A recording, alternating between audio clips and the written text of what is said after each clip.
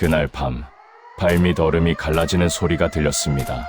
딸을 업은 채 저는 그대로 두만강 아래로 꺼질 뻔했습니다.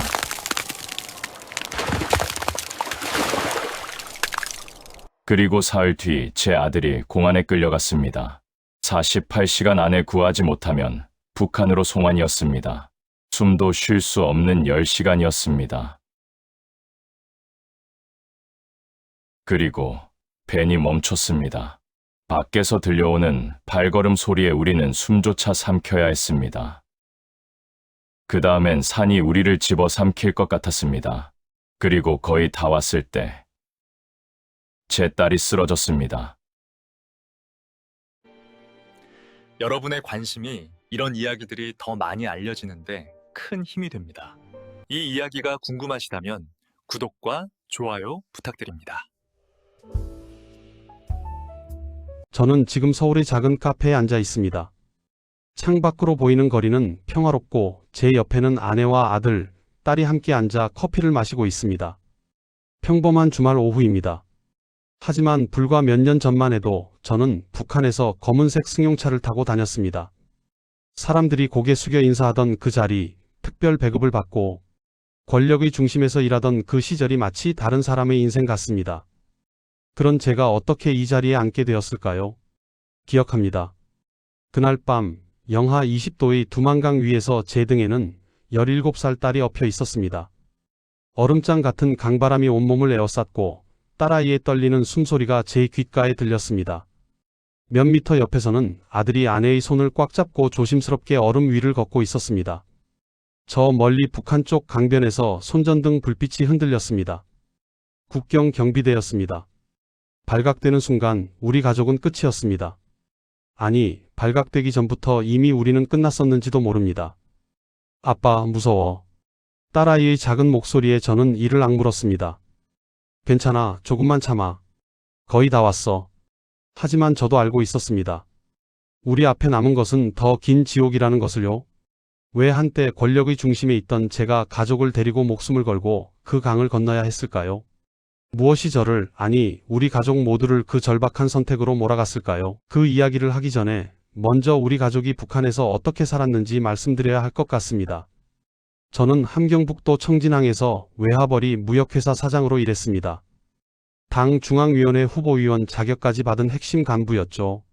검은색 승용차가 배정되었고 특별 배급을 받았으며 중국과 러시아를 오가며 무역 업무를 총괄했습니다. 우리 가족은 청진에서도 가장 좋은 구역에 있는 특별 아파트에 살았습니다. 일반 주민들은 전기가 하루에 2~3시간밖에 들어오지 않았지만 우리 아파트는 거의 하루 종일 전기가 들어왔습니다. 쌀과 고기, 기름 같은 것들도 매달 정해진 양만큼 배급받았고요. 아내 순이는 전업주부였습니다. 다른 여성들처럼 공장이나 농장에 나가지 않아도 되었죠. 아침이면 아내가 준비한 식사를 온 가족이 둘러앉아 먹었습니다. 쌀밥에 된장국, 김치, 그리고 가끔은 고기 반찬까지. 대부분의 북한 주민들이 꿈도 못 꾸는 식사였습니다. 아버지, 오늘 학교에서 수학 시험 봤는데 100점 맞았어요. 딸 수진이가 자랑스럽게 말했습니다. 수진이는 청진 제1고등중학교에 다녔습니다. 간부 자녀들만 들어갈 수 있는 학교였죠. 그래, 우리 딸 잘했구나. 저는 딸의 머리를 쓰다듬으며 웃었습니다. 아들 민철이는 김일성 종합대학교에 재학 중이었습니다. 평양까지 가서 공부하는 아들이 자랑스러웠습니다. 방학 되면 집에 와서 대학 이야기를 들려주곤 했는데 그때만큼은 저도 평범한 아버지였습니다. 아들, 공부는 잘 되고 있나? 네, 아버지. 경제학 성적이 제일 좋습니다. 좋아. 나중에 너도 무역 일을 배워서 나라에 기여해야지. 그때는 정말로 그렇게 믿었습니다. 우리가 하는 일이 조국을 위한 것이고 우리 가족의 이런 생활이 당연한 것이라고요. 회사로 출근하면 저를 보고 직원들이 일제히 일어나 인사했습니다. 사장 동무, 안녕하십니까? 그 순간의 권위감. 지금 생각하면 부끄럽지만 당시에는 그것이 당연하다고 여겼습니다. 저는 사무실에 들어가 중국 측 거래처와의 계약서를 검토하고 수출입 물품 목록을 확인했습니다. 제 책상 위에는 중국산 컴퓨터가 있었고 서랍 안에는 외화가 들어 있었습니다. 공식적으로는 당과 국가를 위한 외화벌이였지만 실제로는 더 복잡한 구조였습니다. 어느 날 오후 상급기관에서 지시가 내려왔습니다. 이번 달 목표액을 달성하지 못하면 문제가 될 것이오. 목표액이라는 것은 중앙당에 상납해야 하는 외화 금액이었습니다. 하지만 그 금액을 달성하는 과정은 결코 정당하지 않았습니다. 수출입 과정에서 물품을 조작하고 가격을 부풀리고 차액을 빼돌리는 것이 일상이었습니다. 사장 동무 이번 선박에 실린 철광석 양을 장부상으로 10톤 늘려서 기록하겠습니다. 부하 직원이 조심스럽게 말했습니다. 저는 잠시 망설였지만 결국 고개를 끄덕였습니다. 그렇게 하게? 왜냐하면 모두가 그렇게 했으니까요.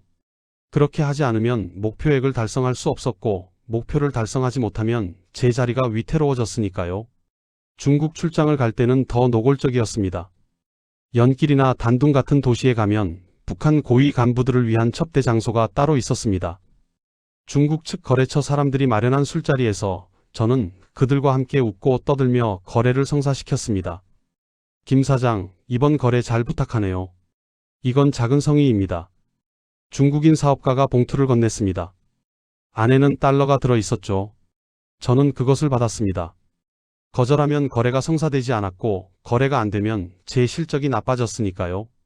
집에 돌아와서도 그 돈으로 가족에게 더 좋은 것들을 사줄 수 있었습니다. 중국에서 사온 과자를 딸에게 주면 아이는 신기해하며 먹었고 아내에게는 화장품을 사다 주었습니다. 여보, 이게 뭐예요? 중국에서 사왔어. 당신한테 주려고. 아내는 기뻐하며 제 손을 꼭 잡았습니다. 그렇게 우리는 행복했습니다. 아니, 행복하다고 믿었습니다. 하지만 서서히 아주 조금씩 뭔가 잘못되었다는 생각이 들기 시작했습니다. 회사에서 일하다 보면 더 높은 간부들의 부정을 목격하게 되었습니다.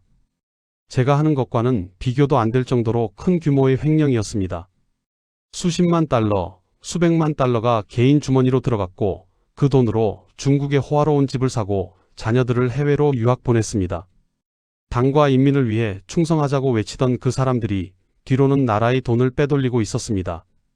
어느 날 밤 집으로 돌아가는 차 안에서 저는 창밖을 바라보았습니다. 어두운 거리, 전기가 들어오지 않는 아파트들, 그리고 그 안에서 춥고 배고프게 살아가는 사람들. 그들은 매일 힘들게 일하면서도 배급조차 제대로 받지 못했습니다. 반면 저는, 그리고 제 위의 간부들은 그들의 노동으로 만들어진 부를 빼돌리며 호의호식하고 있었습니다. 이게 맞는 건가? 그 생각이 머릿속을 스쳤지만 저는 곧 고개를 저었습니다. 아니야. 나는 내 가족을 지켜야 해. 나도 열심히 일했고 이 정도는 받을 자격이 있어. 스스로를 합리화했습니다. 그렇게 하지 않으면 제 양심이 견딜 수 없었으니까요. 하지만 그 작은 의무는 제 마음속 깊은 곳에 씨앗처럼 남아 있었습니다. 그리고 그 씨앗은 곧 무서운 속도로 자라나게 될 것이었습니다. 그 의문의 씨앗이 현실이 된 것은 2015년 가을의 일이었습니다. 평양에서 중앙당 외화관리부 부부장이 청진으로 내려왔습니다.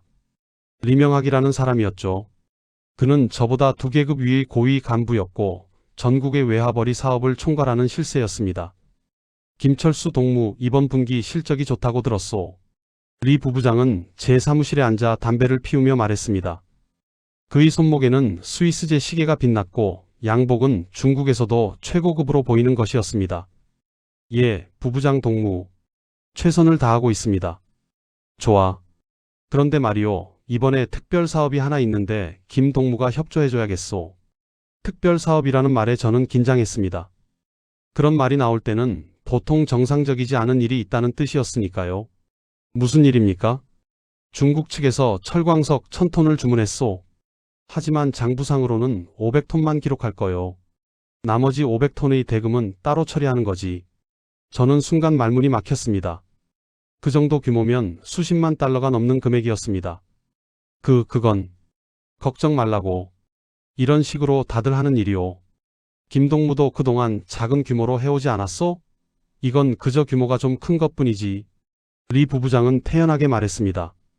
하지만 부부장 동무 그 정도 금액이면 중앙당 감사에 걸릴 수도 있지 않습니까? 아하, 김 동무는 아직도 순진하구만. 중앙당 감사? 그 사람들도 다 우리 편이오. 내가 알아서 처리할 테니 김 동무는 서류만 정리해주면 돼요. 저는 그날 밤 잠을 이룰 수 없었습니다. 제가 해온 작은 규모의 부정과는 차원이 달랐습니다. 이건 명백한 국가재산 횡령이었고 그 규모도 상상을 초월했습니다. 며칠 후 저는 우연히 리 부부장의 대화를 엿듣게 되었습니다. 그는 중국인 사업가와 전화 통화를 하고 있었는데 제 사무실 옆 회의실에서였습니다. 그래, 그 돈은 선양의 내 계좌로 보내주게. 아, 그리고 내 딸 유학 비용도 이번에 같이 처리해야 하니까. 저는 숨을 죽이고 들었습니다. 리 부부장은 횡령한 돈으로 중국에 집을 사고 딸을 캐나다로 유학 보내고 있었습니다. 당과 인민을 위한다고 외치던 그 사람이 실제로는 나라의 돈으로 개인의 부를 쌓고 있었던 겁니다. 그날 저녁 집으로 돌아가는 길에 저는 또다시 어두운 거리를 바라보았습니다. 굶주린 아이들이 거리를 배회하고 전기도 들어오지 않는 아파트에서 사람들이 추위에 떨고 있었습니다. 이건 아니야. 이건 정말 아니야. 그 생각이 머릿속을 지배했습니다.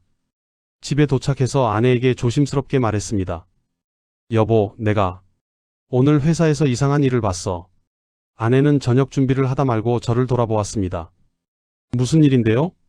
저는 리 부부장의 일을 간략히 설명했습니다. 아내의 얼굴이 점점 굳어졌습니다. 당신, 그 일에 관여하지 않는 게 좋겠어요. 나도 그러고 싶어. 하지만 이미 서류에 내 이름이 들어갔어. 내가 승인한 것처럼 되어 있단 말이야. 그럼 어떡해요? 저는 한참을 고민했습니다.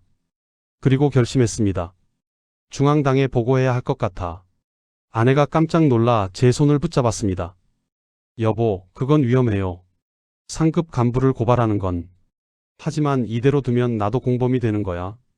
그리고 이건 정말 잘못된 일이야.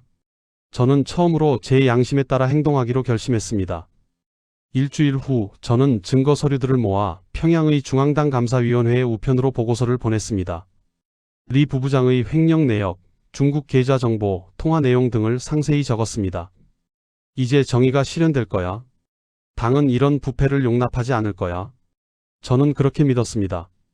아직도 당과 체제를 믿고 있었던 겁니다. 하지만 현실은 달랐습니다.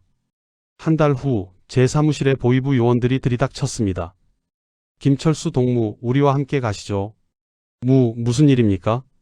모르는 척하지 마십시오. 당신이 국가재산을 횡령한 혐의로 내사 대상이 되었습니다. 저는 믿을 수 없었습니다. 제가요? 아니, 리명학 부부장 동무를 조사해야 하는 거 아닙니까? 제가 보고서를 보냈는데. 보고서? 무슨 보고서 말입니까? 보위부 요원은 냉소적으로 웃었습니다. 당신이 보낸 그 보고서는 리명학 동무를 모함하기 위해 조작한 것으로 확인되었습니다.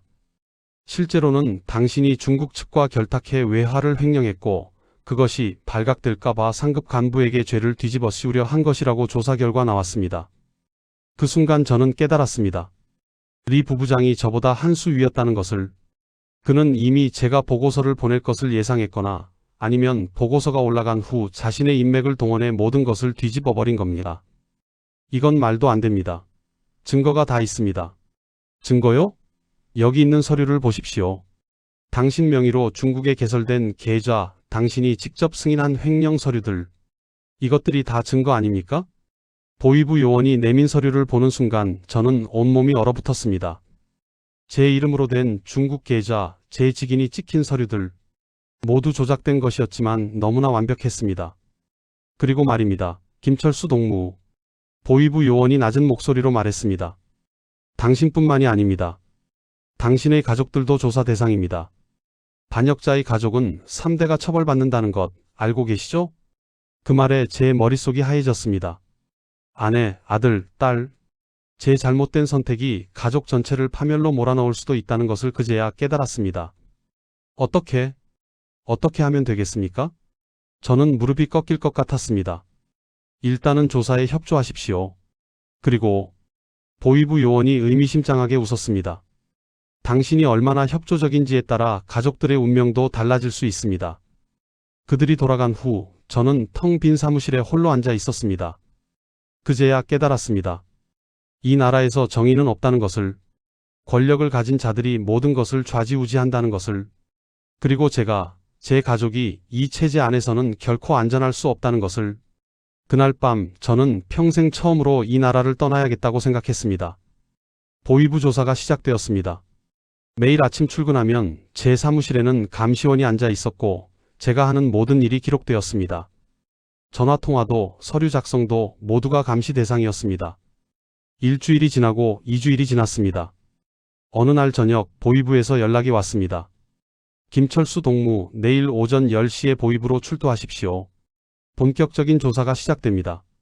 전화를 끊는 순간 저는 알았습니다. 내일이 마지막 기회라는 것을. 보위부 조사가 본격적으로 시작되면 저는 구금될 것이고 그 순간부터 가족들도 감시 대상이 될 것입니다. 정치범 수용소로 끌려가는 것은 시간 문제였습니다. 그날 밤 저는 집으로 돌아와 가족들을 거실에 모았습니다. 아내와 아들, 딸이 불안한 표정으로 저를 바라보았습니다. 그들도 이미 눈치채고 있었을 겁니다. 아버지에게 무슨 일이 생겼다는 것을. 저는 목이 메었지만 억지로 말을 이어갔습니다. 지금부터 내가 하는 말을 끝까지 들어줬으면 한다. 아내가 제 손을 꼭 잡았습니다. 딸 수진이는 이미 눈시울이 붉어져 있었습니다. 저는 모든 것을 이야기했습니다. 리 부부장의 횡령, 제가 중앙당에 보고서를 보낸 일, 그리고 그 결과로 제가 오히려 역적으로 몰리게 된 상황까지. 내일 보위부에 출두하면 아마 구금될 거다. 그리고 저는 숨을 깊이 들이마셨습니다. 우리 가족 모두가 정치범 수용소로 끌려갈 수도 있다. 순이가 입술을 깨물며 고개를 숙였습니다. 민철이는 주먹을 불끈 쥐었고 수진이는 소리 없이 울기 시작했습니다. 아버지, 그럼 우리 어떡해요? 딸의 떨리는 목소리에 저는 눈물을 참으며 말했습니다. 그래서 가족들에게 제안하고 싶은 게 있다. 모두가 저를 바라보았습니다.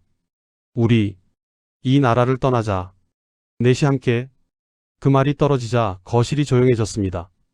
한참 후에 민철이가 입을 열었습니다. 아버지, 탈북을 말씀하시는 겁니까? 그래. 내일 저녁 우리 넷이 함께 이 집을 나서는 거야. 하지만 아버지, 그건 실패하면 우리 모두 죽을 수도 있습니다. 알고 있다. 하지만 여기 남아 있어도 결과는 마찬가지야. 정치범 수용소에 끌려가면 그것도 죽음과 다름없어. 순이가 조용히 말했습니다. 여보, 저는 당신을 따르겠어요. 하지만 아이들은. 엄마. 민철이가 어머니의 말을 끊었습니다. 저도 가겠습니다. 아버지 혼자 보낼 수 없어요. 그리고 이 나라에서 제 미래도 이미 끝났습니다. 아버지가 역적으로 몰리는 순간 저도 김일성 종합대학에서 쫓겨날 겁니다. 민철아, 저도 갈래요. 수진이가 눈물을 닦으며 말했습니다. 무서워요. 하지만 가족이 떨어지는 게 더 무서워요. 우리 함께 가요. 그 순간 저는 가슴이 터질 것 같았습니다. 이 아이들이, 이 어린 것들이 이렇게 용감할 수 있다니. 고맙다, 얘들아. 아빠가 꼭 지켜줄게. 우리는 그날 밤 네 식구가 모여 앉아 계획을 짰습니다. 제게는 다행히도 비상금이 있었습니다. 중국 출장을 다니면서 몰래 모아둔 달러였습니다. 당시에는 가족을 위해 모았던 돈이었지만 이제는 탈출 자금이 될 것이었습니다. 내일 저녁 11시 우리는 이 집을 나선다. 짐은 최소한으로만 챙겨. 가방 하나씩만. 어떤 경로로 가실 겁니까? 민철이가 물었습니다. 청진에서 회령 쪽으로 이동해서 두만강을 건너는 거야. 내가 아는 브로커가 있어. 이미 며칠 전에 조심스럽게 연락을 취해뒀다. 사실 브로커와의 연락은 보위부 조사가 시작되기 전부터 준비해둔 것이었습니다. 최악의 경우를 대비해서였죠. 브로커를 믿을 수 있을까요? 순이가 걱정스럽게 물었습니다. 확신할 수는 없어. 하지만 선택의 여지가 없어. 그리고 내가 가진 달러면 그 사람도 배신하지 않을 거야. 우리는 그날 밤 늦게까지 세세한 계획을 세웠습니다. 어떤 옷을 입을지, 어떤 물건을 챙길지, 혹시 검문을 당하면 어떻게 대처할지. 민철아, 너는 어머니를 보호해야 한다. 내가 수진이를 책임질 테니. 알겠습니다, 아버지. 수진아, 무슨 일이 있어도 소리 지르거나 울면 안 돼. 알겠지? 네, 아빠. 딸이 고개를 끄덕였지만 눈에는 두려움이 가득했습니다. 다음 날 저는 평소처럼 출근했습니다. 감시원에게 들키지 않기 위해서였습니다. 회사에서 하루를 보내는 동안 제 머릿속은 온통 저녁 계획으로 가득 차 있었습니다. 오후 5시 저는 평소보다 일찍 퇴근한다고 말했습니다. 몸이 좀 안 좋아서 일찍 들어가겠습니다. 그러십시오. 내일 보위부 조사 잘 받으십시오. 감시원의 그 말이 제 등을 따라왔습니다. 집으로 돌아오니 가족들이 이미 준비를 마치고 있었습니다. 작은 가방에 옷가지 몇 벌, 약간의 음식, 그리고 가족 사진 한 장씩. 그게 우리가 가져갈 수 있는 전부였습니다. 이 집에서의 마지막 저녁이구나. 순이가 식탁을 바라보며 조용히 말했습니다. 우리는 마지막 저녁을 먹었습니다. 밥 한 그릇, 김치, 된장찌개. 평소와 똑같은 저녁이었지만 그 어느 때보다 소중하게 느껴졌습니다. 잘 먹겠습니다. 네 식구가 함께 말했습니다. 그리고 그것이 이 집에서 하는 마지막 식사라는 것을 우리 모두 알고 있었습니다. 저녁 9시 우리는 방마다 불을 끄고 평소처럼 자는 척했습니다. 혹시 모를 감시를 피하기 위해서였습니다. 10시 반 저는 조심스럽게 일어나 가족들을 깨웠습니다. 일어나. 출발할 시간이야. 모두가 검은색 옷으로 갈아입었습니다. 밤에 눈에 덜 띄도록 하기 위해서였습니다. 11시 정각 우리는 아파트 현관문 앞에 섰습니다. 한 번 나가면 다시는 돌아올 수 없어. 정말로 괜찮겠니? 제가 마지막으로 물었습니다. 민철이가 고개를 끄덕였고 수진이가 제 손을 꼭 잡았습니다. 순이는 아무 말 없이 제 팔을 붙잡았습니다. 그럼 가자. 저는 문 손잡이를 잡았습니다. 그 순간 지난 50년의 인생이 주마등처럼 스쳐 지나갔습니다. 이 나라에서 태어나고 자라고 가정을 꾸리고 권력을 얻었던 모든 순간들. 하지만 이제는 모두 버려야 했습니다. 가족을 지키기 위해서 우리는 조용히 문을 열고 밤의 어둠 속으로 걸어 나갔습니다. 뒤를 돌아보지 않았습니다. 앞만 보고 걸었습니다. 자유를 향해, 아니 생존을 향해. 우리는 어둠 속을 조심스럽게 걸었습니다.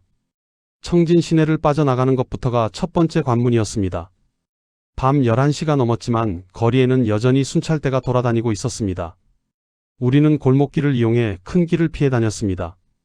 민철이가 앞서 걸으며 불빛이 보이면 손짓으로 알렸고 그때마다 우리는 건물 그림자에 몸을 숨겼습니다. 순찰대 2명이 손전등을 비추며 우리가 숨은 곳 바로 앞을 지나갔습니다. 제 심장이 터질 듯이 뛰었고 수진이가 제 옷깃을 더 세게 붙잡았습니다. 딸의 작은 손이 떨리고 있었습니다. 시내를 벗어나는 데만 2시간이 걸렸습니다. 약속 장소는 청진에서 북쪽으로 30km 떨어진 작은 마을이었습니다. 평소 같으면 차로 30분이면 갈 거리였지만 우리는 걸어야 했습니다. 새벽 2시 우리는 약속 장소에 도착했습니다. 폐가가 된 집 뒤편에서 한 남자가 담배를 피우고 있었습니다. 브로커였습니다. 그는 우리 가족을 훑어보더니 처음 약속한 금액의 2배를 요구했습니다. 넷이나 되면 위험도가 높아진다는 이유였죠. 저는 주머니에서 달러 뭉치를 꺼냈습니다. 제가 평생 모은 돈의 전부였습니다. 중국 출장을 다니며 조금씩 모았던 그 돈이 이제 우리 가족의 생명줄이 되었습니다. 브로커는 돈을 세어보더니 고개를 끄덕였지만 강을 건너는 것은 우리가 직접 해야 한다고 말했습니다. 그는 경로만 알려줄 뿐이라고 했습니다. 우리는 브로커를 따라 산길을 걸었습니다. 길이라고 할 수도 없는 겨우 사람 하나 지나갈 만한 좁은 오솔길이었습니다. 돌부리에 발이 걸리고 나뭇가지가 얼굴을 핥히었습니다. 딸의 손을 잡고 걷는데 아이가 돌에 걸려 넘어질 뻔했습니다. 딸은 괜찮다고 했지만 목소리가 떨리고 있었습니다. 3시간을 걸었습니다. 다들 지쳐 있었지만 아무도 쉬자는 말을 하지 않았습니다. 쉬는 순간 다시 일어설 힘이 없을 것 같았기 때문입니다. 새벽 5시 우리는 드디어 두만강이 보이는 곳에 도착했습니다. 강은 얼어붙어 있었습니다. 하지만 곳곳에 얼음이 얇은 부분이 있어 위험해 보였습니다. 브로커는 저쪽 큰 나무가 있는 곳 쪽으로 건너가면 중국 마을이 나온다고 알려주었습니다. 경비대는 운이 좋으면 다른 구역에 집중되어 있을 것이라고 했지만 보장은 못한다고 했습니다. 저는 브로커에게 마지막 인사를 하고 가족들을 돌아보았습니다. 이제부터가 진짜였습니다. 절대 소리를 내면 안 되고 제 뒤를 따라와야 한다고 신신당부했습니다. 우리는 강변으로 내려갔습니다. 숲풀 사이로 조심스럽게 움직였습니다. 갑자기 멀리서 손전등 불빛이 보였습니다. 저는 재빠르게 손을 들어 신호했고 네 식구가 모두 땅바닥에 엎드렸습니다. 국경 경비대였습니다. 2명의 군인이 강변을 따라 순찰하고 있었습니다. 우리는 숨도 제대로 쉬지 못한 채 엎드려 있었습니다. 얼어붙은 땅이 온몸을 파고들었지만 움직일 수 없었습니다. 옆에서 순이의 거친 숨소리가 들렸고 수진이가 작게 떨고 있는 것이 느껴졌습니다. 10분이 지나고 20분이 지났습니다. 제 다리가 저리기 시작했지만 참아야 했습니다. 경비대가 멀어지자 저는 조심스럽게 고개를 들었습니다. 지금이 기회였습니다. 우리는 강변으로 달려 내려갔습니다. 드디어 두만강 얼음 위에 섰습니다. 저는 딸을 등에 업었습니다. 딸이 자기는 무겁다고 걱정했지만 저는 괜찮다고 말했습니다. 민철이가 어머니의 손을 꼭 잡았습니다. 제가 출발한다고 작게 말하자 모두가 긴장한 표정으로 고개를 끄덕였습니다. 첫 발을 내디딘 순간 얼음이 삐걱거리는 소리가 났습니다. 온몸에 소름이 돋았습니다. 얼음이 깨지면 우리 모두 끝이었습니다. 저는 최대한 천천히 체중을 분산시키며 걸었습니다. 한 걸음 한 걸음이 영원처럼 느껴졌습니다. 영하 20도의 강바람이 얼굴을 때렸습니다. 수진이가 제 목을 더 세게 껴안았습니다. 딸의 떨리는 숨소리가 제 귓가에 들렸고 아이가 작게 무섭다고 속삭이자 저는 괜찮다고 조금만 덜하고 답했습니다. 강 한가운데쯤 왔을 때였습니다. 저 멀리 북한 쪽 강변에서 다시 손전등 불빛이 나타났습니다. 순이가 작게 중얼거렸습니다. 안 된다고. 경비대가 우리를 발견한 것 같았습니다. 손전등 불빛이 우리 쪽을 향했고 군인의 고함 소리가 들렸습니다. 저기 누구냐고. 저는 뛰라고 소리쳤고 우리는 뛰기 시작했습니다. 얼음 위를 미친 듯이 달렸습니다. 수진이를 업은 채로 민철이는 어머니를 거의 끌다시피 하며 경비대가 멈춰라고 쏜다고 외쳤습니다. 총소리가 울렸습니다. 총알이 얼음 위에 박히는 소리가 들렸습니다. 하지만 우리는 멈추지 않았습니다. 저는 조금만 더 거의 다 왔다고 외쳤습니다. 중국 쪽 강변이 눈앞에 보였습니다. 민철이가 먼저 강변에 도착해 어머니를 끌어올렸습니다. 저는 수진이를 업은 채로 마지막 힘을 다해 뛰었습니다. 그 순간 발밑의 얼음이 갈라지는 소리가 들렸습니다. 수진이가 비명을 질렀습니다. 저는 순간적으로 앞으로 몸을 던졌습니다. 얼음이 깨지며 찬물이 발목을 적셨지만 우리는 이미 강변에 도착해 있었습니다. 민철이가 저를 끌어올렸고 저는 괜찮다고 헐떡이며 말했습니다. 우리는 강변 숲을 속으로 기어들어갔습니다. 뒤를 돌아보니 북한 쪽 경비대가 강변에서 손전등을 흔들고 있었습니다. 하지만 그들은 강을 건너오지 못했습니다. 우리는 해냈습니다. 수진이가 떨리는 목소리로 물었습니다. 우리 중국이냐고. 저는 그렇다고 우리 중국 땅에 있다고 대답했습니다. 순이가 주저앉아 울기 시작했습니다.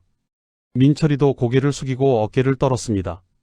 저는 딸을 꼭 안으며 잘했다고 정말 잘했다고 말했습니다. 우리는 그렇게 중국 땅 강변에 앉아 한참을 울었습니다. 두려움의 눈물인지 안도의 눈물인지 알 수 없었습니다. 하지만 한 가지는 확실했습니다. 우리 가족 넷이 함께 살아남았다는 것. 그리고 이제 정말로 돌아갈 곳이 없어졌다는 것. 앞으로 펼쳐질 미지의 세계가 두려웠지만 적어도 우리는 함께였습니다. 그것만으로도 충분했습니다. 두만강을 건넌 지 일주일이 지났습니다.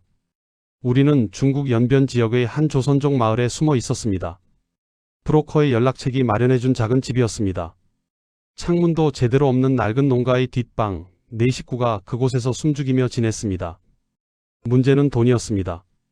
브로커에게 지불한 비용, 그리고 이 집에서 머무는 비용까지 생각하면 남은 돈이 얼마 없었습니다. 한국까지 가려면 최소 몇천 달러는 더 필요했는데 그 돈을 어떻게 마련해야 할지 막막했습니다. 어느 날 저녁 민철이가 조심스럽게 말했습니다.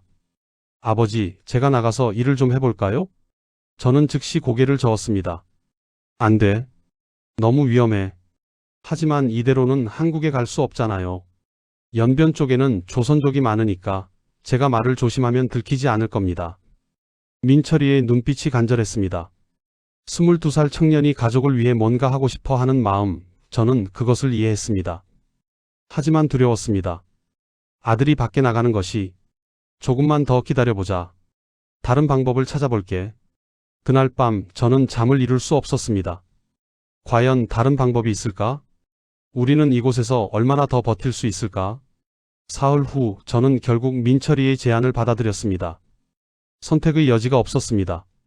연락책이 소개해준 건설 현장에서 하루 이틀 정도 일용직으로 일하고 오기로 했습니다. 절대 많은 말 하지 마. 그리고 신분증 보여달라고 하면 바로 도망쳐. 알았지? 제가 신신당부했고 민철이는 알겠다고 대답했습니다. 아들이 나간 그날 저는 하루 종일 불안했습니다. 수진이와 순이도 마찬가지였습니다. 우리는 문 앞에 앉아 민철이가 돌아오기만을 기다렸습니다. 저녁이 되었습니다. 약속한 시간이 지났는데도 민철이는 돌아오지 않았습니다. 1시간이 지나고 2시간이 지났습니다. 제 불안은 공포로 변했습니다. 밤 10시 연락책 여성이 황급히 달려왔습니다. 그녀의 얼굴이 창백했습니다. 큰일 났습니다. 민철 씨가 공안에 잡혔어요. 그 말을 듣는 순간 제 머릿속이 하얘졌습니다. 뭐라고요? 건설 현장에서 공안 단속이 있었어요. 불법 체류자 색출 작업이었는데 민철 씨가 신분증이 없어서 잡혀갔습니다. 순이가 주저앉으며 울기 시작했습니다. 수진이는 창백한 얼굴로 떨고 있었습니다. 저는 이를 악물었습니다. 어디로 끌려갔습니까? 연길 공안서입니다. 지금 신분 확인 중인데 북한 사람인 게 밝혀지면 말을 잇지 못했습니다. 밝혀지면 북한으로 강제 송환됩니다. 그리고 우리 가족 모두 추적당할 것입니다. 시간이 얼마나 됩니까? 보통 이틀 안에 처리됩니다. 내일 저녁까지 신분이 확인되면 모레 새벽에 북한으로 넘겨질 겁니다. 이틀, 아니 하루 반. 그 시간 안에 아들을 구해야 했습니다. 방법이 있습니까? 제가 물었고 연락책은 고개를 저었습니다. 공안서에서 빼내는 건 거의 불가능합니다. 돈으로도 어렵고 죄송하지만 저도 어쩔 수가 없어요. 그녀가 돌아가고 저는 방 안을 서성였습니다. 민철이, 제 아들, 22살의 청년, 가족을 위해 위험을 무릅쓰고 일하러 나갔던 그 아이를 포기할 수 없었습니다. 그때 제 머릿속에 한 사람이 떠올랐습니다. 왕진화. 북한에서 무역 일을 할 때 자주 거래했던 중국 사업가였습니다. 연길에 사무실이 있었고 저와는 5년 넘게 일을 함께 했습니다. 당시 그는 저를 김 사장이라고 부르며 존중해 주었죠. 하지만 연락하는 것은 위험했습니다. 제가 탈북자라는 것이 알려지면 그가 저를 신고할 수도 있었습니다. 그래도 해야 했습니다. 아들을 구하기 위해서라면. 다음 날 아침 저는 연락책에게 부탁해 공중전화로 왕진화의 사무실에 전화를 걸었습니다. 왕 사장님 계십니까? 김철수입니다. 잠시 침묵이 흘렀습니다. 김 사장? 오랜만이네요. 어떻게 된 겁니까? 당신 북한에서 문제가 생겼다고 들었는데. 그는 이미 알고 있었습니다. 저는 숨길 수 없었습니다. 왕 사장님, 솔직히 말씀드리겠습니다. 저는 지금 탈북자입니다. 그리고 제 아들이 어제 연길 공안서에 잡혔습니다. 부탁입니다. 도와주십시오. 전화기 너머로 긴 침묵이 흘렀습니다. 김 사장, 당신이 그런 상황인 줄 몰랐습니다. 하지만 이건 제가 개입하기에는. 왕 사장님, 저는 목소리를 낮췄습니다. 우리가 5년 넘게 일했습니다. 제가 당신에게 도움을 준 적도 있었죠. 그때 북한 세관 문제를 제가 해결해드렸던 것 기억하십니까? 그것은 사실이었습니다. 몇 년 전 왕진화의 화물이 북한 세관에서 문제가 생겼을 때 제가 제 영향력을 이용해 해결해 준 적이 있었습니다. 기억합니다. 이제 제가 도움이 필요합니다. 제 아들입니다. 22살밖에 안 된 아이입니다. 부탁입니다. 또다시 침묵이 흘렀습니다. 얼마나 필요합니까? 그 말에 제 가슴이 뛰었습니다. 공안서 담당자를 매수해야 합니다. 그리고 신분 기록을 지워야 하고 최소 5,000달러는 필요할 겁니다. 5,000달러. 제게 남은 돈의 10배가 넘는 금액이었습니다. 알겠습니다. 오늘 저녁까지 준비하겠습니다. 하지만 김 사장, 이게 마지막입니다.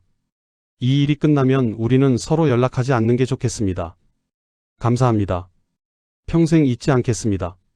전화를 끊고 저는 주저앉았습니다. 손이 떨렸습니다.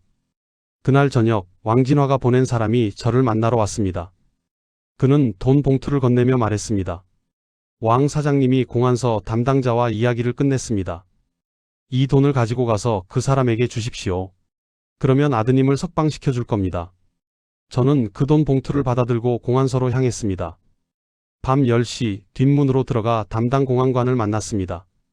그는 돈을 받아들고 고개를 끄덕였습니다. 10분 후 민철이가 나왔습니다. 아들은 지쳐 보였지만 무사했습니다. 저는 아들을 끌어안았습니다.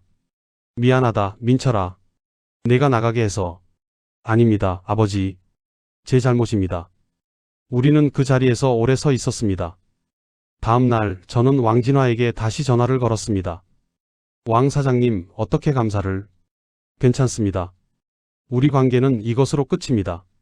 앞으로 연락하지 마십시오.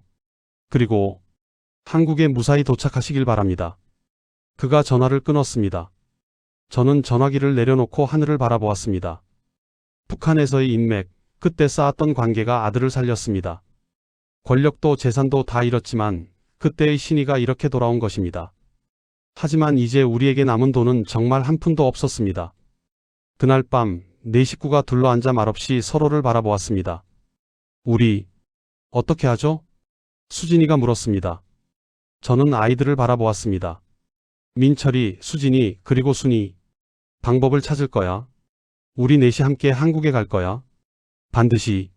제 목소리는 단호했습니다. 한 명도 포기할 수 없었습니다. 우리는 가족이니까요. 민철이를 구출한 후 우리는 더 이상 그 마을에 머물 수 없었습니다. 공안서에서 기록을 지웠다고는 하지만 혹시 모를 추적을 피해야 했습니다. 연락책의 도움으로 우리는 다른 은신처로 옮겼습니다. 연변에서 더 남쪽으로 내려간 작은 농촌 마을의 지하 창고였습니다. 그곳은 이전보다 더 열악했습니다. 창문도 환기도 제대로 되지 않는 곳. 하지만 불평할 처지가 아니었습니다. 우리는 살아 있었고 네 식구가 함께였으니까요. 문제는 돈이었습니다. 아니, 돈이 없다는 것이 문제였습니다. 민철이를 구하는데 모든 돈을 썼습니다. 주머니에 남은 것은 고작 몇십 위안. 한국 돈으로 10,000원도 안 되는 금액이었습니다. 여보, 우리 어떻게 하죠? 순이가 눈물을 글썽이며 물었습니다. 저는 대답할 수 없었습니다. 정말로 이제는 방법이 없어 보였으니까요. 브로커는 태국까지 가려면 최소 $10,000가 필요하다고 했습니다. 하지만 우리에게는 $10,000는커녕 $100도 없었습니다. 며칠 동안 우리는 그 어두운 창고에 앉아 서로의 얼굴만 바라보았습니다. 말도 제대로 나오지 않았습니다. 북한을 탈출하고 두만강을 건너고 아들을 구하고 그 모든 것을 해냈지만 결국 우리는 이곳에 갇혀버린 것 같았습니다. 일주일이 지났습니다. 연락책이 다시 찾아왔습니다. 그녀의 표정이 심각했습니다. 더 이상 여기도 안전하지 않습니다. 공안 단속이 이 지역으로 확대되고 있어요. 하지만 갈 곳이 없습니다. 제가 무력하게 대답했습니다. 돈이 있어야 움직일 수 있는데 저희는 말을 잇지 못했습니다. 연락책이 한숨을 쉬었습니다. 방법이 하나 있긴 합니다. 중국에 남아서 일하면서 돈을 모으는 겁니다. 몇 년은 걸리겠지만 안 됩니다. 민철이가 단호하게 말했습니다. 몇 년을 여기서 불법 체류자로 숨어 지낼 수는 없습니다. 언제 잡힐지도 모르고 수진이는 학교도 못 가고. 맞는 말이었습니다. 하지만 대안이 없었습니다. 아니면 연락책이 조심스럽게 말을 꺼냈습니다. 가족 중 한두 명만 먼저 보내는 방법도 있습니다. 한국에 가서 정착하고 돈을 벌어서 나머지 가족을 데려오는 거죠. 가족을 나눈다. 그 말에 우리 모두 침묵했습니다. 그건 안 됩니다. 제가 말했습니다. 우리는 함께 가야 합니다. 여기까지 함께 왔는데 이제 와서 떨어질 수는 없습니다.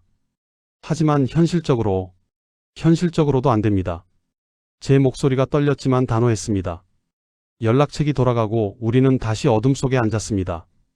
그때였습니다. 순이가 천천히 손을 들어 올렸습니다. 그녀의 손가락에는 결혼 반지가 있었습니다. 여보, 아내가 조용히 말했습니다. 이거 아직 있잖아요. 제 가슴이 철렁했습니다. 결혼 반지. 30년 전 제가 25살, 순이가 20살이었을 때 평양의 작은 결혼식장에서 제가 아내의 손에 끼워 주었던 그 반지. 여보, 안 돼. 그건 괜찮아요. 순이가 미소 지었습니다. 하지만 그 눈에는 눈물이 고여 있었습니다. 반지는 상징일 뿐이에요. 진짜 중요한 건 우리 마음이잖아요. 그리고 이 반지보다 우리 가족이 함께 한국에 가는 게 더 중요해요. 저는 아무 말도 할 수 없었습니다. 저도요, 엄마. 수진이가 말했습니다. 제 목걸이도 팔아요. 아빠가 15살 생일 때 주신 거. 이것도 팔면 조금이라도 보탤 수 있을 거예요. 17살 딸의 목에는 작은 금목걸이가 걸려 있었습니다. 제가 딸의 생일 선물로 준 것이었습니다. 북한에서 가져온 유일한 귀금속이었죠. 얘들아. 저는 목이 메었습니다. 아빠가 미안해, 너희들에게 이런 걸 강요하게 돼서. 아니에요, 아빠. 수진이가 제 손을 잡았습니다. 우리가 원해서 하는 거예요. 우리 함께 가는 게 더 중요해요. 그날 우리는 결혼반지와 목걸이를 팔았습니다. 연락책이 소개해준 현지 금은방에서 터무니없이 싼 값을 받았습니다. 하지만 그것이라도 감사했습니다. 손가락에서 반지를 빼는 순이의 손이 떨렸습니다. 30년 동안 한 번도 빼지 않았던 그 반지. 아내는 맨손가락을 한참 바라보다가 조용히 주머니에 손을 넣었습니다. 수진이도 목걸이를 풀며 한참 그것을 바라보았습니다. 북한에서 아빠가 준 마지막 선물. 딸은 눈물을 흘렸지만 금방 웃으며 고개를 들었습니다. 그렇게 얻은 돈은 $1,500 정도였습니다. 충분하지 않았습니다. 하지만 희망은 생겼습니다. 브로커에게 연락했습니다. $1,500로는 4시 태국까지 가기 부족하다고 했습니다. 하지만 라오스까지는 갈 수 있다고 했습니다. 그곳에서 한국 NGO나 선교 단체를 찾으면 도움을 받을 수도 있다고 했습니다. 좋습니다. 라오스로 갑시다. 저는 결정했습니다. 그곳에서 방법을 찾을 겁니다. 출발 전날 밤 우리는 4식구가 둘러앉았습니다. 우리 정말로 잘할 수 있을까요? 수진이가 불안하게 물었습니다. 할 수 있어. 민철이가 대답했습니다.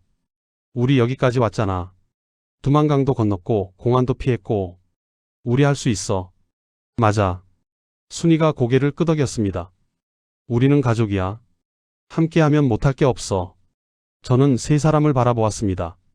제 아내, 제 아들, 제 딸, 북한에서 가졌던 권력, 재산, 지위, 그 모든 것을 잃었습니다. 심지어 결혼반지와 목걸이까지 잃었습니다. 하지만 이들은 잃지 않았습니다. 이 가족만은 지켜냈습니다. 가자. 우리 한국 가자. 제가 말했습니다. 넷이 함께. 다음 날 새벽 우리는 중국을 떠났습니다. 라오스를 향해. 그리고 그 너머에 있을 자유를 향해. 아직 갈 길이 멀었습니다. 위험도 많이 남아 있었습니다.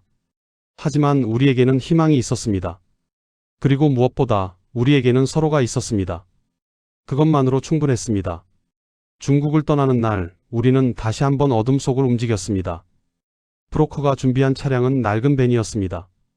뒷좌석을 개조해 만든 좁은 공간에 우리 가족 넷이 몸을 숨겼습니다. 담요로 덮여 숨을 죽인 채 우리는 국경을 향해 움직였습니다. 10시간이 넘는 여정이었습니다. 도중에 검문소를 지날 때마다 심장이 멎는 것 같았습니다. 하지만 브로커는 익숙한 듯 공안들과 이야기를 나누고 뭔가를 건네주고 그렇게 우리는 통과했습니다. 뇌물이었겠죠. 중국 남부 국경지대. 그곳에서 우리는 다른 탈북자들과 합류했습니다. 모두 6명. 모두가 북한을 떠나 한국을 향하는 사람들이었습니다. 라오스까지는 도보로 이동합니다. 산길이 험하니 각오하십시오. 브로커가 말했습니다. 그날부터 우리의 진짜 고난이 시작되었습니다. 산길은 가파르고 험했습니다. 가시나무가 옷을 찢고 진흙탕이 발을 잡았습니다. 한낮의 열기는 숨을 막히게 했고 밤의 추위는 뼈를 얼렸습니다. 수진이가 힘들어했습니다. 딸은 원래 체력이 약한 편이었는데 이런 강행군을 견디기 힘들어 보였습니다. 저는 틈틈이 딸을 업고 걸었습니다. 민철이도 어머니를 부축하며 걸었습니다. 사흘 만에 우리는 라오스 국경을 넘었습니다. 라오스에서는 버스를 탈 수 있었습니다. 하지만 그것도 위험한 여정이었습니다. 신분증 검사가 있을 때마다 브로커는 관리들에게 돈을 건넸고 우리는 그저 고개를 숙이고 있어야 했습니다. 버스 안에서 이틀을 보냈습니다. 비좁은 좌석에 몸을 구겨놓고 제대로 먹지도 자지도 못했습니다. 그러던 중 문제가 생겼습니다. 라오스 수도 비엔티안에 도착했을 때 브로커가 갑자기 돈을 더 요구했습니다. 원래 약속한 금액으로는 부족하다며 태국 국경을 넘으려면 추가 비용이 필요하다고 했습니다. 저는 화가 치밀었습니다. 이미 결혼반지와 목걸이까지 팔아서 만든 돈을 지불했는데 또다시 돈을 요구하다니. 우리가 이미 합의한 금액을 다 지불했지 않습니까? 제 목소리에 분노가 섞여 나왔습니다. 브로커는 뻔뻔하게 거짓말을 했습니다. 중국에서 라오스까지만 포함된 금액이었다고 라오스에서 태국까지는 별도라고 했습니다. 저는 그런 말을 들은 적이 없었습니다. 저는 주머니에 남은 돈을 꺼냈습니다. 몇백 달러가 전부였습니다. 태국에서 한국 대사관까지 가는 교통비로 남겨둔 돈이었습니다. 브로커는 그것만으로는 부족하다고 최소 $1,000는 더 필요하다고 했습니다. 그럼 어떻게 하란 말입니까? 브로커는 냉정했습니다. 여기서 돈을 구하든지 아니면 여기 남으라고 했습니다. 그 순간 제 머릿속이 하얘졌습니다. 민철이가 브로커에게 다가가 단호하게 말했습니다. 우리는 약속대로 돈을 지불했고 더 요구하는 것은 사기라고. 하지만 브로커는 비웃으며 경찰을 부르면 불법 체류자로 잡혀간다고 북한으로 송환될 수도 있다고 했습니다. 저는 주저앉고 싶었습니다. 북한에서는 권력이 있었고 돈이 있었고 사람들이 제 말을 들었습니다. 하지만 지금 이 순간 저는 아무것도 아니었습니다. 한 푼짜리 브로커에게조차 무시당하는 무력한 아버지일 뿐이었습니다. 순이가 가방을 뒤지기 시작했습니다. 뭔가라도 팔만한 게 있나 찾는 것이었습니다. 민철이도 수진이도 각자의 짐을 뒤졌습니다. 하지만 아무것도 없었습니다. 그때였습니다. 제 가방 맨 밑바닥 여벌 옷 사이에 뭔가 딱딱한 것이 손에 잡혔습니다. 시계였습니다. 북한에서 고위 간부가 되었을 때 받았던 중국산 시계. 탈출할 때 짐을 급하게 싸면서 옷 사이에 넣어뒀던 것을 완전히 잊고 있었습니다. 이거. 제 손이 떨렸습니다. 이거라도 있었구나. 저는 시계를 꺼냈습니다. 권력의 상징이었던 그 시계. 사람들 앞에서 이것을 차고 다니며 저는 자랑스러워 했었습니다. 이것도 팔겠습니다. 제 목소리는 떨렸지만 단호했습니다. 순이가 제 손을 잡았습니다. 아내의 눈에는 눈물이 고여 있었습니다. 결혼 반지도, 딸의 목걸이도, 그리고 이제 이 시계까지. 우리에게서 하나씩 떨어져 나가는 것들. 그렇게 마지막 시계까지 팔았습니다. 터무니없이 싼 값이었지만 선택의 여지가 없었습니다. 그 돈으로 브로커에게 지불하고 태국까지 갈 최소한의 교통비만 남겨두었습니다. 우리는 태국으로 향하는 버스에 올랐습니다. 버스 안에서 저는 맨손목을 바라보았습니다. 권력의 상징이었던 그 시계. 이제는 그것마저 없었습니다. 순이가 제 손을 꼭 잡았습니다. 아내의 손가락에도 결혼 반지가 없었습니다. 우리는 모든 것을 잃었습니다. 하지만 우리에게는 아직 서로가 있었습니다. 태국 국경을 넘는 것은 생각보다 쉬웠습니다. 브로커가 준비한 서류로 관광객인 척 통과했습니다. 물론 그것도 다 돈으로 해결된 일이었겠죠. 방콕에 도착했습니다. 하지만 그곳에서 또 다른 문제가 생겼습니다. 수진이가 쓰러진 겁니다. 열이 40도까지 올랐고 몸을 떨며 정신을 잃었습니다. 긴 여정 동안 쌓인 피로와 스트레스가 한꺼번에 터진 것 같았습니다. 병원에 가야 합니다. 저는 브로커에게 소리쳤습니다. 병원은 위험합니다. 신분 확인이. 내 딸이 죽어가고 있는데 신분이 무슨 상관입니까? 저는 딸을 안고 뛰쳐나갔습니다. 민철이가 택시를 잡았고 우리는 가까운 병원 응급실로 향했습니다. 병원에서 의사가 말했습니다. 고열과 탈수 그리고 극심한 영양실조. 하루만 늦었어도 위험할 수 있었다고 했습니다. 다행히 치료를 받고 수진이는 깨어났습니다. 링거를 맞으며 창백한 얼굴로 저를 보는 딸. 저는 딸의 손을 꼭 잡았습니다. 북한에서 고위 간부였던 저. 검은색 승용차를 타고 특별 배급을 받고 사람들의 존경을 받던 저.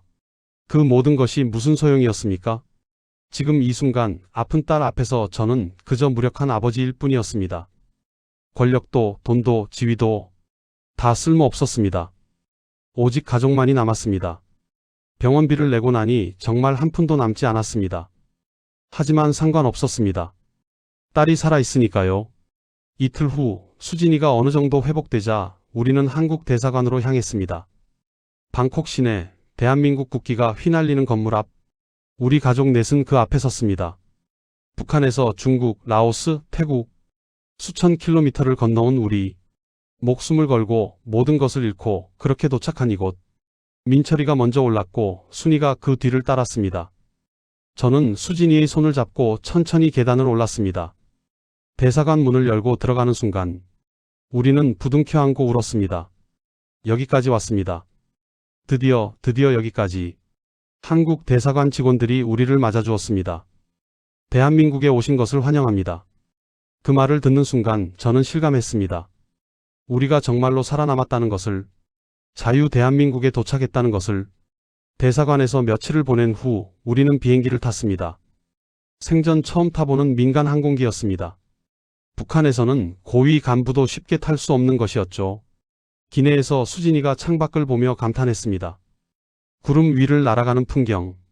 딸의 눈에는 호기심과 설렘이 가득했습니다. 그 모습을 보며 저는 안도했습니다.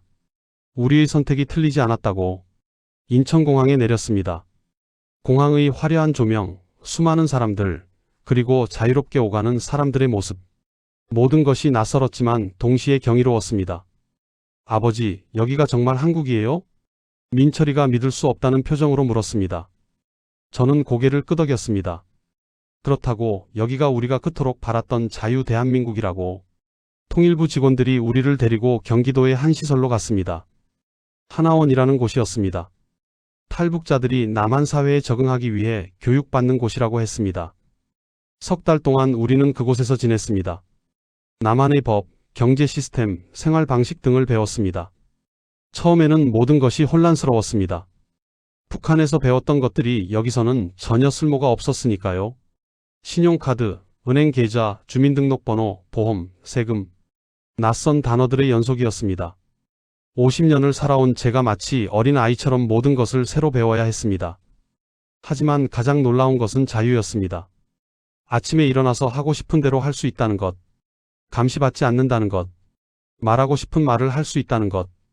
북한에서는 상상도 못했던 일들이었습니다. 어느 날 하나원 안의 작은 매점에 갔습니다. 진열대에는 수십 종류의 과자와 음료수가 있었습니다. 선택할 수 있다는 것. 그것조차 낯설고 신기했습니다. 순이는 마트에 가서 원하는 물건을 고를 수 있다는 것에 감격했습니다. 북한에서는 배급을 받거나 시장에서 귀한 물건을 구하기 위해 줄을 서야 했는데 여기서는 그냥 돈만 있으면 무엇이든 살 수 있었습니다. 석 달 후 우리는 하나원을 수료했습니다. 정부에서 정착금을 지원해 주었고 작은 아파트를 얻을 수 있었습니다. 서울 외곽의 조그만 아파트였습니다. 이곳이 우리의 보금자리였습니다. 짐을 풀며 순이가 말했습니다. 여보, 우리 정말 해냈네요. 아내의 눈에는 눈물이 고여 있었습니다. 그래, 우리 해냈어. 저도 울컥했습니다. 민철이는 취업 준비를 시작했습니다. 김일성 종합대학 졸업장은 남한에서 인정받지 못했지만 아들은 포기하지 않았습니다. 검정고시를 보고 대학 편입을 준비했습니다. 지금은 작은 무역회사에서 일하고 있습니다. 북한에서 배운 중국어 실력이 도움이 되었죠. 수진이는 대학에 입학했습니다. 탈북 학생 특례로 서울의 한 대학 경영학과에 들어갔습니다. 처음에는 또래 친구들과 어울리는 게 어려웠지만 지금은 잘 적응하고 있습니다. 때때로 딸이 친구들과 웃으며 전화통화하는 모습을 보면 가슴이 벅차오릅니다. 순이는 동네 식당에서 일을 시작했습니다. 북한에서는 전업주부였지만 여기서는 직접 돈을 벌 수 있었습니다. 아내는 그것이 자랑스럽다고 했습니다. 자기 노동의 대가를 정당하게 받을 수 있다는 것이. 저는 작은 무역 관련 일을 하고 있습니다. 북한에서의 경험이 조금은 도움이 되었습니다. 물론 예전처럼 사장은 아닙니다. 그저 작은 중개업을 하는 평범한 사람일 뿐입니다. 검은색 승용차도 없고 특별 배급도 없고 사람들이 고개 숙여 인사하지도 않습니다. 하지만 행복합니다. 진짜로. 주말이면 우리 가족은 동네 작은 카페에 갑니다. 그곳에서 커피를 마시며 일주일 동안 있었던 일들을 이야기합니다. 오늘도 우리는 그 카페에 앉아 있습니다. 민철이가 회사에서 있었던 일을 이야기하고 수진이가 대학 과제에 대해 고민을 털어놓고 순이가 식당에서 만난 손님 이야기를 합니다. 저는 그저 듣습니다. 가족들의 이야기를. 이 평범한 순간이 얼마나 소중한지 이제는 압니다. 커피 한 잔을 마시며 창밖을 바라봅니다. 자유롭게 오가는 사람들, 웃으며 이야기하는 연인들, 공원에서 뛰노는 아이들. 북한에서라면 상상도 못할 풍경입니다. 가끔 생각합니다. 북한에 남겨진 사람들을. 여전히 그 체제 안에서 감시받고 배고프고 자유를 모른 채 살아가는 사람들을. 제가 함께 일했던 동료들은 어떻게 되었을까요? 리명학 부부장은 아직도 권력을 누리고 있을까요? 아니면 그도 언젠가 같은 방식으로 희생양이 되었을까요? 그들을 생각하면 가슴이 아픕니다. 하지만 저는 더 이상 그 세계로 돌아갈 수 없습니다. 아니, 돌아가고 싶지 않습니다. 제가 할 수 있는 것은 여기서 잘 사는 것입니다. 제 가족을 지키는 것입니다. 그리고 기회가 된다면 북한의 진실을 알리는 것입니다. 아빠, 무슨 생각해요? 수진이가 물었습니다. 저는 미소 지으며 대답했습니다. 아무것도 아니야. 그냥 우리가 여기 함께 있다는 게 감사할 뿐이야. 딸이 제 손을 꼭 잡았습니다. 저도요, 아빠. 그때 함께 나와서 정말 다행이에요. 민철이와 순이도 고개를 끄덕였습니다. 우리는 모든 것을 잃었습니다. 권력, 재산, 지위, 고향, 그리고 돌아갈 수 없는 땅. 하지만 동시에 우리는 모든 것을 얻었습니다. 자유를. 아침에 일어나 원하는 것을 할 수 있는 자유. 말하고 싶은 것을 말할 수 있는 자유. 꿈꿀 수 있는 자유. 그리고 무엇보다 두려움 없이 가족과 함께 있을 수 있는 자유. 이 카페의 커피 한 잔이 북한에서의 검은색 승용차보다 소중합니다. 이 작은 아파트가 특별 아파트보다 따뜻합니다. 이 평범한 일상이 권력의 중심에 있던 그 시절보다 행복합니다. 왜냐하면 여기에는 자유가 있으니까요. 그리고 우리 가족이 함께 있으니까요. 창밖으로 해가 지고 있습니다. 서울의 저녁 노을이 아름답습니다. 저는 커피 잔을 들어 가족들에게 말했습니다. 우리 정말 잘 왔어. 함께 여기까지 와줘서 고마워. 세 사람이 각자의 잔을 들어 올렸습니다. 우리는 조용히 잔을 부딪혔습니다. 그리고 미소 지었습니다. 자유를 아는 사람들의, 감사하는 사람들의 미소였습니다. 이것이 제 이야기입니다. 한때 북한의 고위 간부였던 사람이 가족과 함께 목숨을 걸고 자유를 찾아온 이야기. 여러분, 자유는 공짜가 아닙니다. 그 소중함을 잊지 마십시오. 그리고 여전히 자유를 모른 채 살아가는 그곳 사람들을 기억해 주십시오.